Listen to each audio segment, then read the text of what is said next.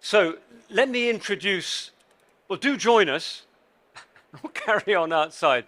Great to see people coming in. Let me introduce, down the end of the line there, Solitaire Townsend from Futera, who is, if you've seen her on YouTube, TED, absolute expert communicator on the climate challenge. Next to her, Arlo Brady, CEO of the Freud's Group, professional communicator extraordinaire. And beside me here, Elena Doms, who's got the brilliant tagline on social media of being born in the Arctic. You're a child of climate change. And you also do fantastic work on social media, which we're going to talk more about. I'll introduce myself, actually. So I was for 38 years a BBC correspondent. And for the last 20, I focused on climate change, sustainability, the rise of renewables, the science. And every day in the newsroom of the BBC, we confronted the issue of how to convey how urgent this problem is. Because if you read the science or read of the science, we have 80 months, 80 months from now, to halve global emissions. 80 months to halve global emissions if we're to avoid the very worst rises in temperature that could otherwise be in store for us. And we all know how bad it is on a planet that's 1.2 degrees hotter than it was before the industrial age. We're on course for a number that's much, much bigger. So how do we overcome that? Let's get a quick hit from everybody first about when you think of how am I going to convince people? How do I convey this? What kind of language you use? How do you do that task? Solitaire, kick us off with just what's burning on your mind and what you want to get over with. Let's start with a really small question. How do you communicate climate change? Thank you very much for that. So, of course, we can go into the rules of how you do communications, which is it would change depending on who you were talking to.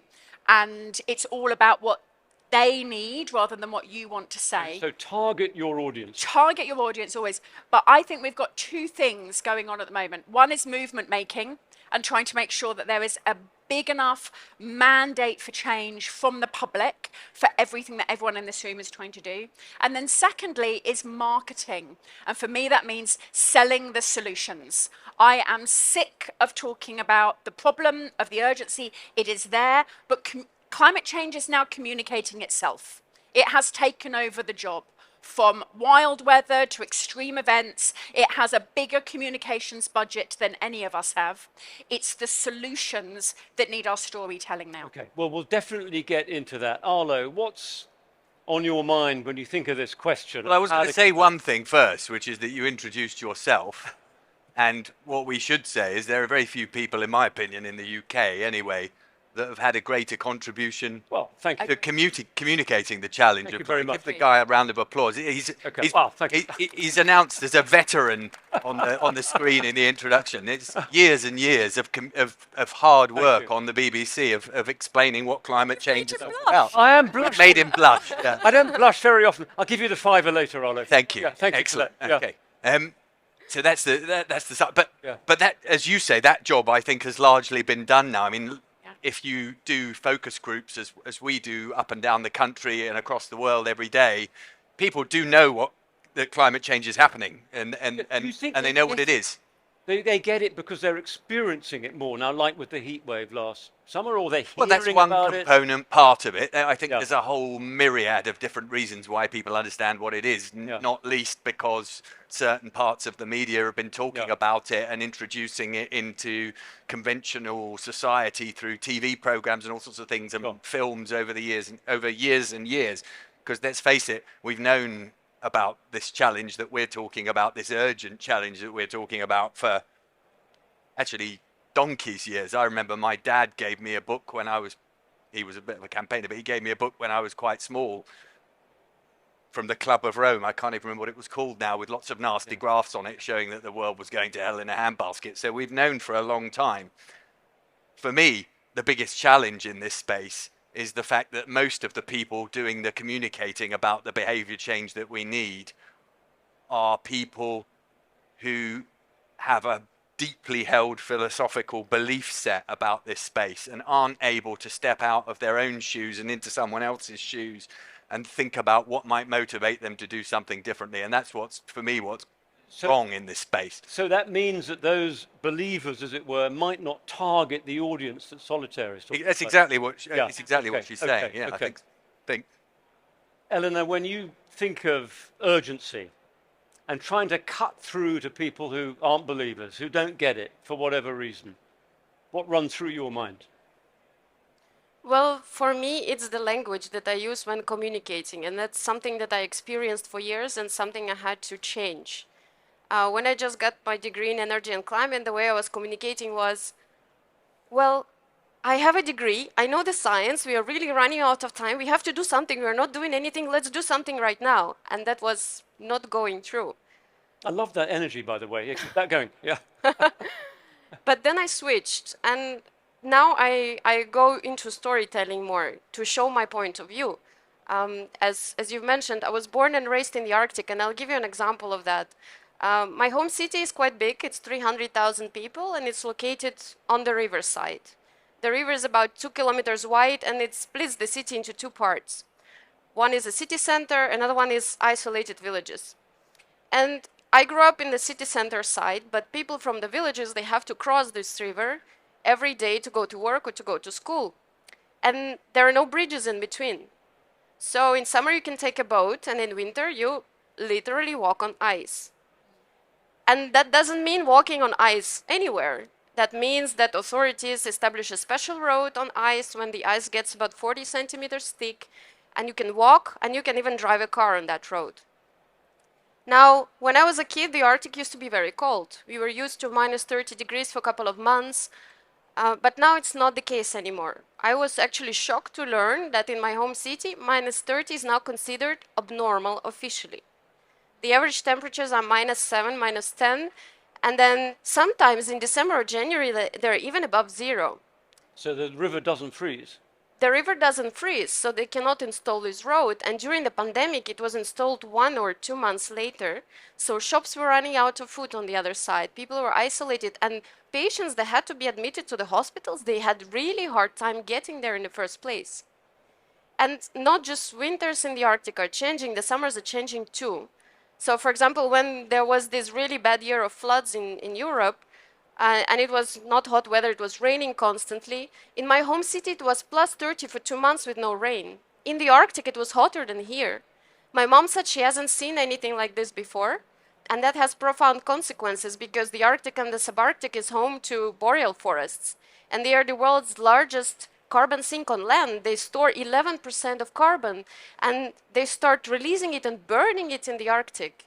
And the same happens for the Arctic ice. It, instead of reflecting solar radiation, it melts, it opens the dark sea, and it absorbs it and heats even more. So are you finding then in your dialogues with people that if you tell that story of shops running out of food because the river didn't freeze, that kind of makes more sense for an audience outside the Arctic, let's say, than showing a graph or talking about numbers?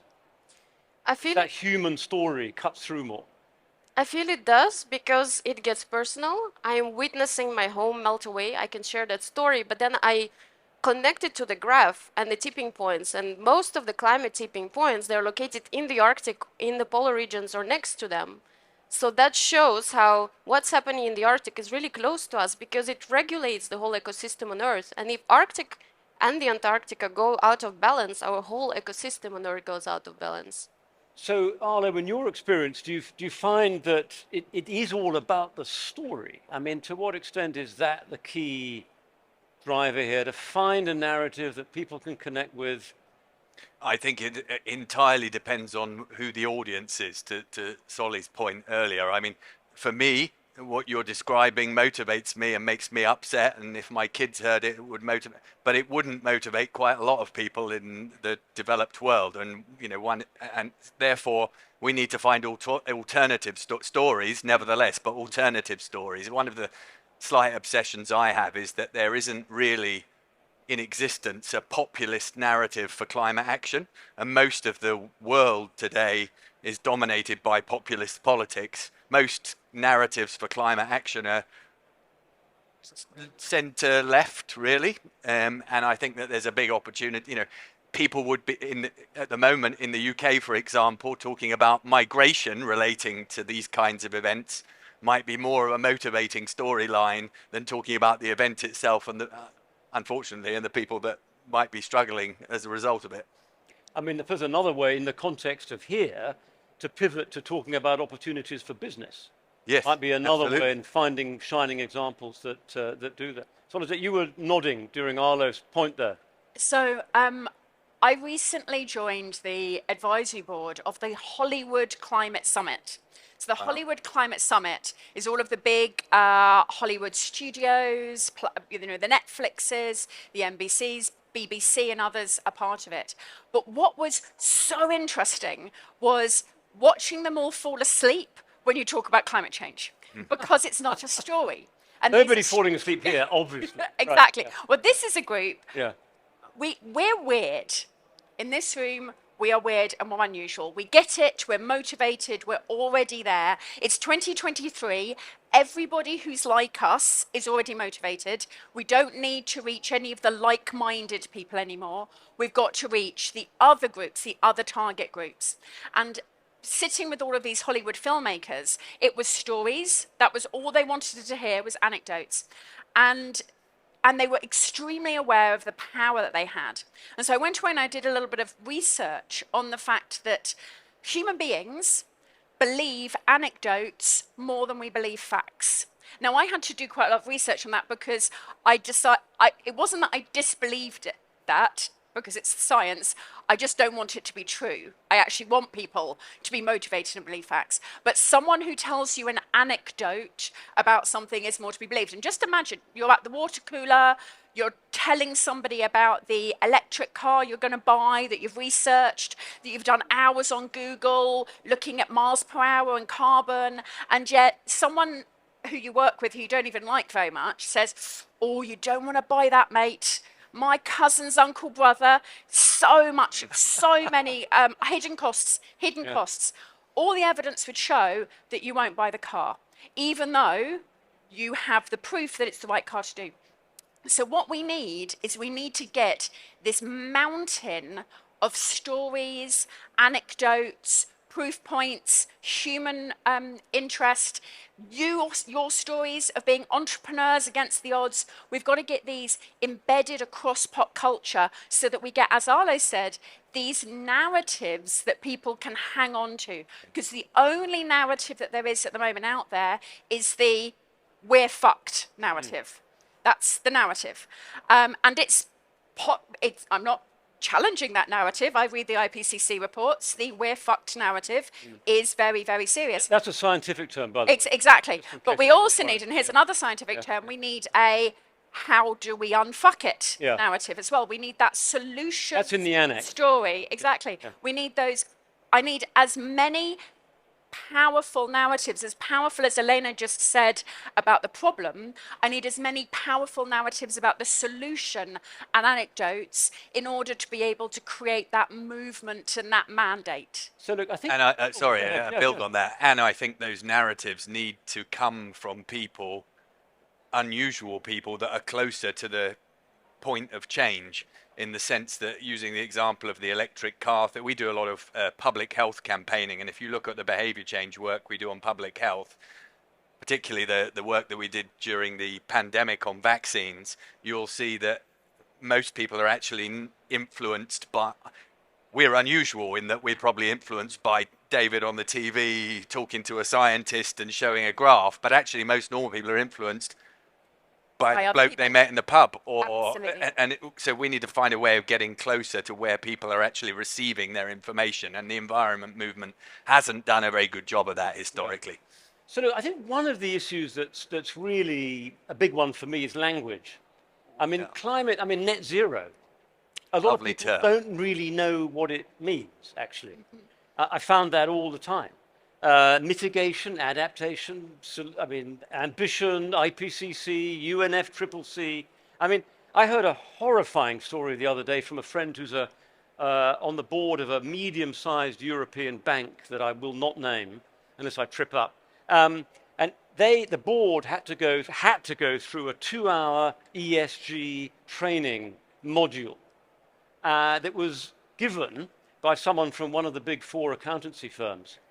And my friend said it was an absolute disaster. Yeah. Because not only was it boring, it was complicated. It had 40 slides, a 40-slide deck in a 2-hour session with wiring diagrams. But if you think about it, right, I think this urgency of the challenge, right? If you had an urgent challenge and you want to get lots of people in, we need lots of people involved, right? Would you make it super complicated, or no, would that's you make right. it super So simple? the chairman of the bank erupted and said, I want something simpler. Can't you just give me... And my friend sent me the deck, and I was horrified because it was impossible to... I mean, I know this stuff, and I found it boring, just reading it through quickly. Yeah. But I think the profound implication is that at the end of it, my friend said none of the board wanted to engage with this topic ever again. Yeah. In fact, they were positively hostile to this green crap. Now, okay, that seems to me partly a language problem. Elena, you talk very graphically about the river and the shops and your childhood and so forth. But you also did slip into a little, but we all do. We all do. How do you avoid the language, the terrible language of this field, knowing how off-putting it is? Well, I think it's even on top of the language, right? We have the language of communicating the knowledge. We have the super big complexity of regulation that is getting more complex every day. And we have a whole vastness of solutions that all need to be implemented for a change. And I think sometimes it's just nightmare to navigate through that for anyone. And that's why we need the simplicity of that knowledge and the simplicity of solutions, because people are so busy. We are all the time running, thinking how to provide for our households, what to do next. And for me, I try to simplify the message for the others. For example, every Friday I record a 1-minute video on what's new in sustainability. I look through all the news, and then I just say it very simply. It's really nice, by the way. Yeah. Tune in to Elena on social media. Thank you. Subscribe. Yeah. But I think that's important. And I know people tell that they look for that every Friday. And these people, they work for companies, they work for governments because that helps them. So if we can help simplify first the education and then the second, the solution in terms of the action, what Solitaire mentioned, that we need to know how to get it all unfucked. Well, we need to simplify those solutions as well. We need to help companies. We need to help people and to say, look, we will do it for you in a very simple way.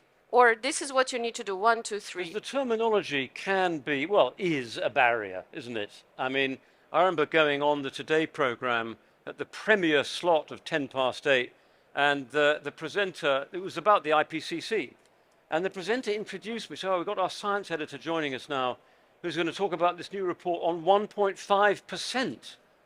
And I thought, I mean, come on, it's 1.5 degrees Celsius. I had to correct him on air. Yeah. Now, I mean, he's a bright guy. Yeah. So how do you confront this? So we really pick our terminology, don't we? Like from when carbon neutral, which now has got loads of question marks over it, but those are 2 terrible words to put together. And now we decided, no, let's upgrade that to net zero. 2 other terrible words. I do sessions with boards, and I call it sex ed for sustainability, because just like all sex ed, if you get it right, it can be brilliant. And if you get it wrong, there are serious consequences. And I go and I do these sessions, but mainly I it's can see people Q&As. taking notes about that. Exactly, sex ed facility. And what I find is that when you work with senior leaders, number one, there's a great deal of confusion and misunderstanding about what these terms mean, what they stand for, even from companies that have made major commitments, and even from leaders who have made big speeches. I had a CEO, after working through what 1.5 mean, go, so basically we're going to lose. And we're only going to lose by 1.5 degrees. He hadn't quite understood that 1.5 that we're putting forward as this massive win is actually just a management of the loss. And then you also confront some of the real challenges. when I work with boards, the consumer says they care about this, but they don't actually buy on it. Yes, investors say they care, but I've never been asked in an investor meeting. You actually have to draw out those myths that people feel about sustainability and confront them straightforward. And then you also have to give people the validity to say, how are we going to make a buttload of money out of this?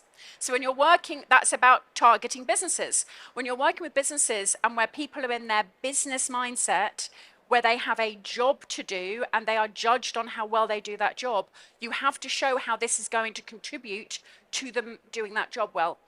If they want to talk about the urgency and terror of climate change, I tell them, go home and talk to your kids. They will tell you how bad this is, and they'll grab your heart. I need to grab your head. Arlo, what's your sense when you're engaging with the businesses that you work with? Many of them are progressive on this, aren't they? But to what extent people get it? Do they understand it? How do you confront the issue of language when you're advising them on their communications? Well, I think there's an undeniable fact that this space, that climate change is a bit complicated. I know a little bit about climate change, and I'm sure there are some experts on climate in the audience here, and I'd be out of my depth within 5 minutes of a conversation, partly because of the terminology possibly, but also just by the fact that it's complicated and that's not my day job. So I think that it is important for us to try and simplify as much as we humanly can, and there are people who are quite good at that in the comms world. So I think we need to make sure that we're using the right people, not getting the right people in. But quite a lot of those people don't know much about sustainability. There's one of the earlier panels I was listening to talked about a skills gap. There is a skills gap in the comms and marketing world. You could argue that's a contributory factor to greenwash, for example. Yeah. Well, we'll come on to that. We're definitely I'm sure. Explore that. Yeah. Yeah. The other, so we'll come on to that later. But the other thing I wanted to say about simplicity is that I think that it provides less. I often think people are using complexity in order to hide. Sure. If you come out with a sort of load of babble about climate change, it takes quite a brave person to confront you and say, well, that's not really correct, is it? And if you're being really simple, it's much easier to spot bullshit. Yeah. So I'm a big fan of simplicity because there's less space to hide. Yeah, because actually you've got to be honest and open about what you know and what you don't know, and find some kind of simple. Well, let's do greenwash. You brought it up. I was saving it for later, but let's tackle it. I mean, in the, I think, extremely welcome tsunami of corporate engagement with climate change, which is relatively recent. I mean, the first COP I went to was COP number 11 in 2005. I don't remember many corporates being there. And so it's incredible to get to Glasgow and see an utter transformation, and for an event like this to be taking place, unimaginable even a few years ago. But in with that welcome tsunami of corporate engagement has come a kind of sub-tsunami of greenwash, because an awful lot of people think that they want to look like they're doing the right thing, but don't. So that's another kind of communications challenge, because in a way, arguably, it distracts from the urgency. If people are saying in a rather bullshitty kind of way, oh yeah, we're using less plastic, or we're carbon neutral, or whatever, it's a massive green herring, I suppose, or whatever. So I just thought of that, and it's not very good. All right, cancel that. I'm going to run with it. Green herring. So the Competition and Markets Authority here in the UK did an analysis and said 50% of the green claims that they analysed were technically greenwash. These were ads, were they? Press releases, whatever? Primarily ads. Right. So press releases are a little bit more difficult in terms of whose auspices they come under. Advertising comes under the Advertising Standards Authority. So if 50% is misleading, we've got a problem. Now, a certain percentage of that is malicious. It is deliberately attempting to manipulate public views, usually of a particular industry. And I have to say, oil and gas is particularly bad at that. Most greenwash is not malicious. It's enthusiastic marketers who have found something that motivates them as opposed to what they mainly do in their job, are desperate to get this message out there because it makes them proud and excited. Is that like sticking a picture of a little child holding planet Earth on the website, or is it making a claim? Claims. Okay. Yeah. So you can greenwash in, it's a little bit like breaking the law. You can break the law, the spirit of the law and the letter of the law. You can greenwash in spirit and greenwash in fact. And if you greenwash in fact, it means you're breaking things like the Green Claims Code here in the UK. The Advertising Standards Authority has the right to pull your advert. But for the public who don't carry around what the law of greenwash is, actually greenwash in spirit can be just as bad. Slapping a whole load of green imagery on something, trees and wind turbines, etc., when actually what you do doesn't live up to it. Now we know we've got more rules coming down the line, which are going to get rid of terms such as natural and green. Those will be more difficult.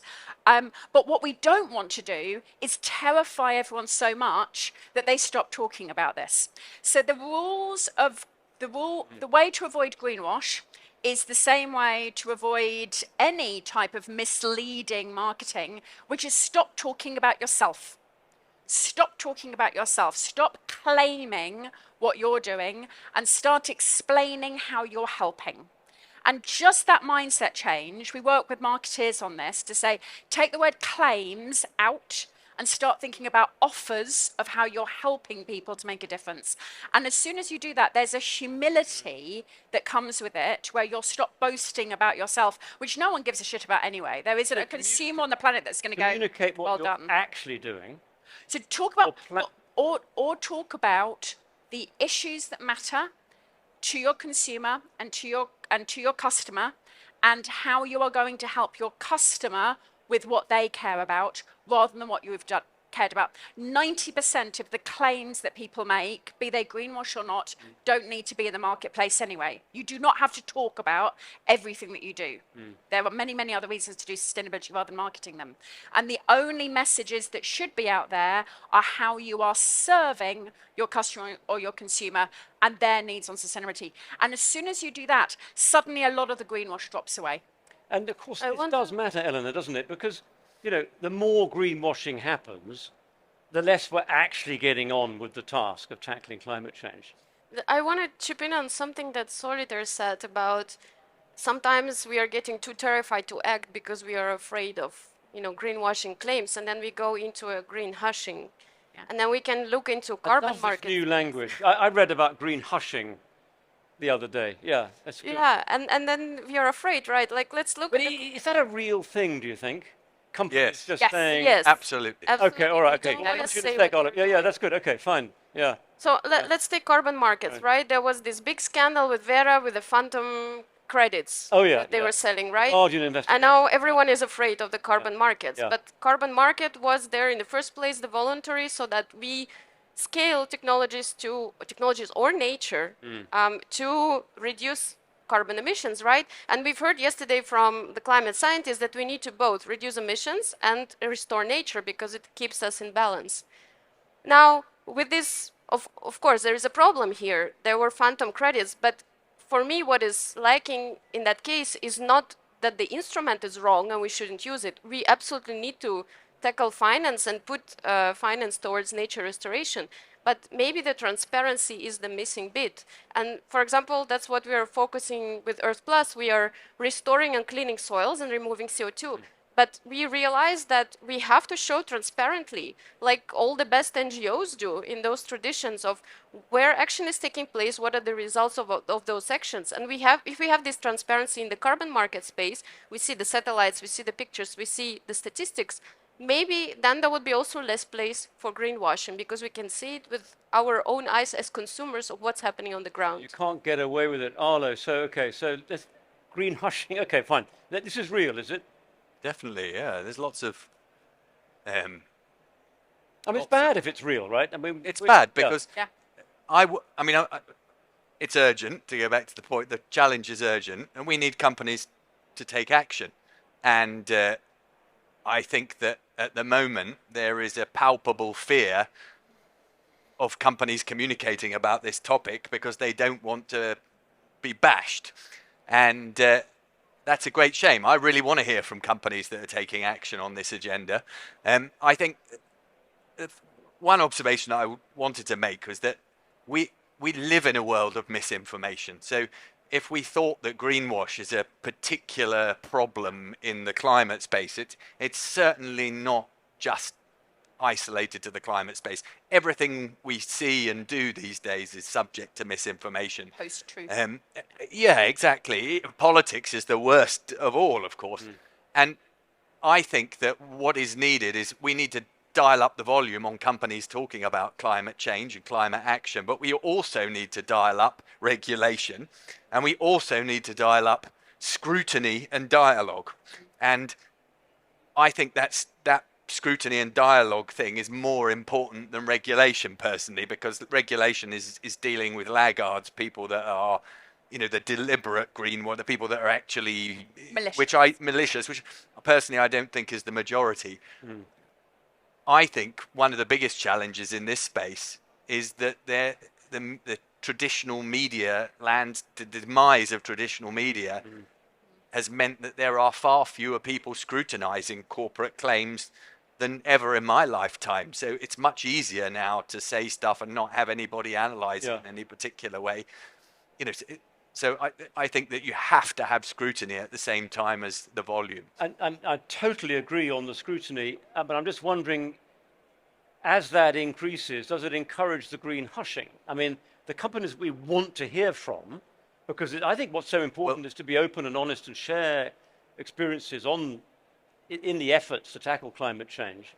I think that most companies that I deal with have a very conventional understanding of marketing and comms, in the sense they think it's about broadcast and standing on a stage telling people something, when in reality a subject like climate is something that people want to communicate about, and communications is two-way. There's got to be a feedback loop to that. So what people really want is dialogue. And a lot of the problem with the stuff that you're talking, you know, these adverts, is that you drive along the motorway and you see it and you can't respond. You can't say, well, is that really true? When I was coming into work this morning, there's a big advert across the middle of the road saying that Eurotunnel, go to Europe by Eurotunnel. Apologies if there's anyone from Eurotunnel here, because it's more efficient than taking the plane. And I thought, well, yeah, it depends what car you're driving, how far you're going, and blah, blah, blah. I'm thinking of all these things. But so there's no response mechanism to that with conventional forms of marketing. So that's a big challenge. So look, another thing which I think we've touched on, Solitaire, you raised this, that you've, in your engagements, have moved past gloom and doom. You just do solutions. I mean, okay, I've made a career out of gloom and doom, because I think I mean, I'm actually an optimistic kind of guy, but I think in order to convey the science, I mean, I think the foundation for all of this is what the scientists tell us. And you can sugarcoat that. You can sort of say, well, we'll leave them to get on with that, and we'll talk about this new gizmo over here that's nice and green. I mean, we had endless debates in the newsroom about this. Editors would beg me, can you at least give a little bit of a hint of a solution if you're telling us about the polar ice sheets melting and all these cities are going to get flooded? I mean, I always argued we need to share those projections with the public, because they're real and they're grounded in proper peer-reviewed science. So you can't duck them, and there aren't always neat solutions to things. Polar melting, the only solution is to cut emissions. So how do you try to balance that? And we'll just hear from everybody on that. So, absolutely, we've got to communicate the science, and we've been doing that for 20 years. But the science has got stronger. The science has got stronger. But to throw it back to you, do you think that communicating the science and the urgency overwhelmingly, and we know it's overwhelming, because when we ask the public if they hear more about the problems or the solutions to climate change, they overwhelming 80% plus say they hear about the problem. And when we ask them about the problem of climate change versus the solutions, they are much more able to articulate the problem and the solution. So what I'd say back to you is, has 20, 30 years of doubling down on the we're fucked message generated the change we need to see? Because I would say it has not. And so it's not about talking less about the problem. It's about talking equally, if not more, about the answers to it. We are now desperately in need of a solutions economy. We are desperately in need of these people. Everyone in this room is what I would call a solutionist. Book. Plug there. I read a book about it. Everybody in this room is who I would call a solutionist. These are the people who are actually dealing with that science, with that problem. So and we know as well that we have this terrifying fatalism amongst the young. Worldwide, at least 1 in 5 young people are now completely fatalistic about climate change. That it's not that they don't think that we could solve it, they just think we won't. We absolutely won't. I'll be honest, I'm more afraid of fatalism than I am of climate change. Climate change is just chemistry, and we do have the solutions to it. But if we don't have young people, older people, business leaders who believe that the solutions are doable, practical, and can articulate them, then we are screwed. So I have to say, whenever you say we need to talk about the solutions, we need to talk about the answers, we need to talk about the fixes, everyone seems to think it's an attack on talking about the science. It's like, no, please talk about the science, but just as much talk about all of the answers that are out there in this room. Yeah, I think that's right.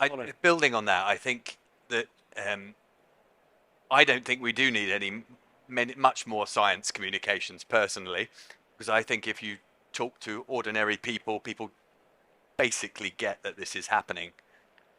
The communications opportunity that I think that exists in this space is that there are solutions and the transformation is happening now. Yeah. So I've been in this space for 20 years, and for 20 years I've been talking to people about the fact that, for example, our energy system is going to change.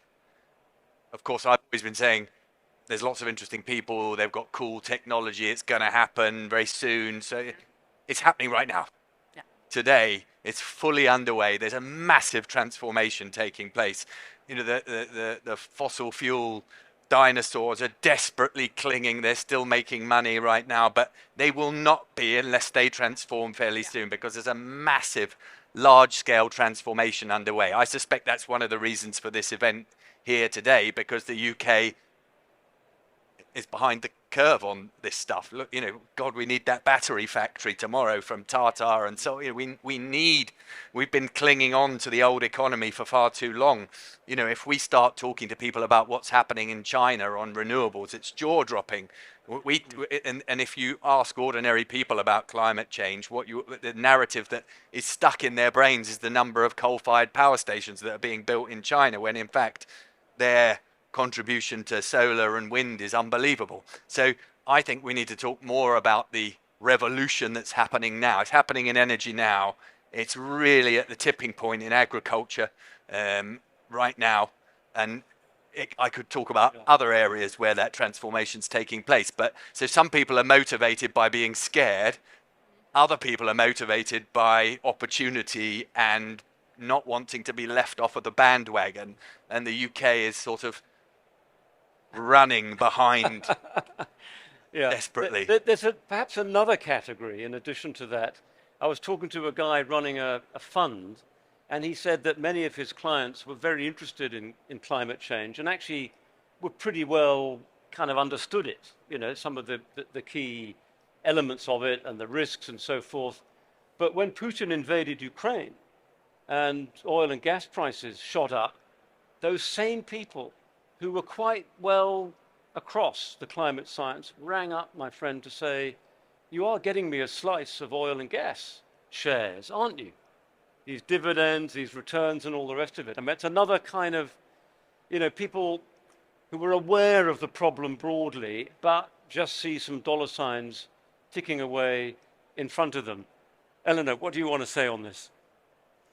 Well, to be honest, it makes me upset, sad, and a little bit angry that at this stage, with knowing all the science, we are still running against each other. We have, those are the good guys, those are the bad guys. We try to share something, we try to fight. Well, in reality, we have to rise for the challenge and we have to work together. We have to collaborate. We don't have time to fight. We only have time to come together for solutions. And I think that is really important. And in terms of solutions, as solutionists over here, we need to make it really simple to take action. Like, for example, we come to companies and we say, give us your lands, or to cities, give us your lands that you don't use, around your plants or unmanaged lands. We manage them for you. We remove these emissions for you. We create economy out of it. We need to make, with all our solutions, simplicity of action for politicians, for governments, for companies, for individuals, anyone out there. Got to make it easy. Exactly. Yeah. So I think we've got this amazing room full here. As we sort of enter the last, I don't know, few minutes of the session, I don't know if it would be helpful for everybody here if this expert panel kind of came up with like one thing. It's quite journalistic, isn't it? One thing that perhaps might be helpful for everybody here in their conversations, where they work, the people they deal with, maybe back at home. Is there one insight? I mean, you've given us plenty, but one story, one anecdote. Tell you what, while you're pondering that, I've got one. I mean, I was talking to the top team of a really big company, and there was a bit of opposition to this agenda from the chief financial officer, really quite awkward. And I realized I wasn't cutting through at all till I told the story of what happened in Durban in South Africa last April, when a big bad storm flooded the port and completely wrecked the railway and the road leading to the port. So all the traffic that was coming down from southern Africa to Durban couldn't get loaded onto the ships. Foremost among them, the world's largest supply of cobalt, mined in Democratic Republic of Congo, brought down to Durban, stuck onto ships going to China. Because that supply route was shut for a month, every component that uses cobalt went up in price. And at that moment, I thought, I've got you, CFO, because the penny dropped. It suddenly made sense. And I said, if you look at the climate projections, we're going to get more extreme weather of exactly the type that shut the port of Durban. That's mine. Elena. Well, for me, send them away with one story that they can all, I mean, of course, the ice river we all love. That's a great one. well, this one is going to be from Simon Sinek. I loved his input. I watched his training and he said, we need to communicate like we are talking to truck drivers. Because if the truck driver understands us, then the scientist will understand us too. And that's the key in terms of simplicity, and that's the key in terms of getting the message across of whatever we are doing, trying to communicate the urgency or trying to showcase the solution. Okay, very good. Arlo?